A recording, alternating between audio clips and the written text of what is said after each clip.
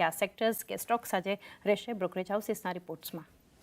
Good morning ચાંદની આજે શરૂઆત હું ડેફિનેટલી સેક્ટરથી જ કરવા માગું છું, પણ આપણે જોયા કે ગઈકાલે બજાજ ઓટોમેટિક CLSનો નેગેટિવ રિપોર્ટ જોવા મળ્યો હતો, પરંતુ આજે એક પોઝિટિવ રિપોર્ટ જોવા મળી રહ્યો છે, જેમાં ખાસ કરીને ઓટો કંપની પર HSBCનો રિપોર્ટ જે છે તે બજાજ ઓટો અને TVS મોટર્સ વર્સિસ આપણને રિપોર્ટ આવતા જોવા મળ્યા છે.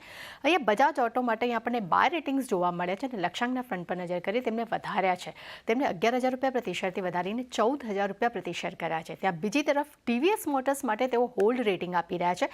અહીંયા પણ તેમના લક્ષ્યાંક વધાર્યા છે. તેમને 2,400 રૂપિયા પ્રતિ શેરથી વધારીને 2,800 રૂપિયા પ્રતિ શેર કર્યા છે.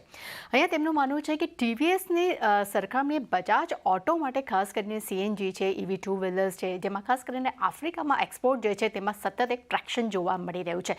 એટલે કમ્પેરિઝન તેમને બજાજ ઓટો તેમની પસંદગીના રડારમાં જોવા મળી રહ્યું છે.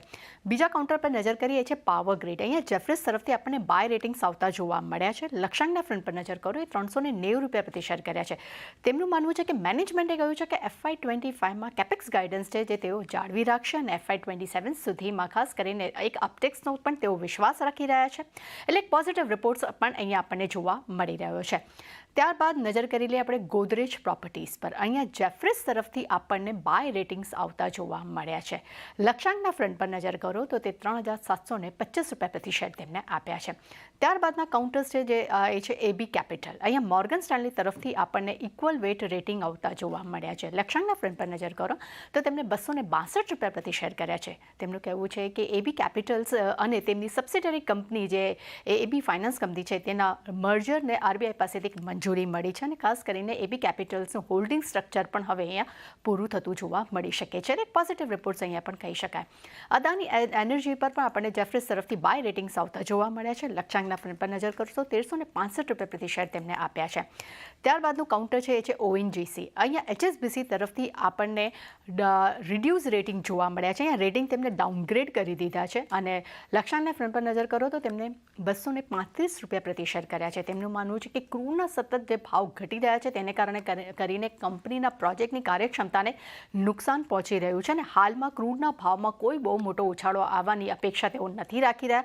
એટલે આ મુશ્કેલીનો સામનો કંપનીને આગળ ક્યાંક ને ક્યાંક કરવો પડી શકે છે, જેની ઇમ્પેક્ટ જે છે તે કંપનીના કેપેક્સ પર પડશે અને કંપનીનું કેપેક્સ છે તે એક મુખ્ય જોખમનો વિષય બની શકે છે. અને ખાસ કરીને તેમને એ પણ વાત કરી છે કે તેમની સબસિડરી છે તેનું પરફોર્મન્સ પણ ક્યાંક ને ક્યાંક નબળું જોવા મળે છે, જેનું ઇમ્પેક્ટ ડિવિડન્ડ પર જોવા મળી શકે છે. એટલે આ કાઉન્ટર્સ પર આજે ખાસ ફોકસ રહી શકે છે. અને AB સ્મોલ ફાઇનાન્સ બેંક પર નજર કરીએ. અહીંયા પણ મોતીલાલ ઓસવાલ તરફથી આપણને બાય રેટિંગ્સ જોવા મળ્યા છે. લક્ષ્યાંકના ફ્રન્ટ પર નજર કરશો તો 830 રૂપિયા પ્રતિ શેર આપ્યા છે. તેમનું માનવું છે કે FY25-27 દરમિયાન CAGR જે તે 32% વધવાની તેઓ અપેક્ષા રાખી રહ્યા છે. સાથે જે ખર્ચ વધી રહ્યો છે જેને કારણે NIM જે છે તે 5.5%થી 5.7%ની વચ્ચે રહી શકે છે અને FY27માં ROAમાં સુધારો આવવાની પણ તેઓ અપેક્ષા રાખી રહ્યા છે. એટલે ચાંદની ખાસ કરીને આજે ઓટો કંપની અને ONGC પર જે નેગેટિવ રિપોર્ટ આવ્યો છે તેનું આજે ખાસ આપણને ઇમ્પેક્ટ જોવા મળી શકે છે. જી તૃપ્તિ.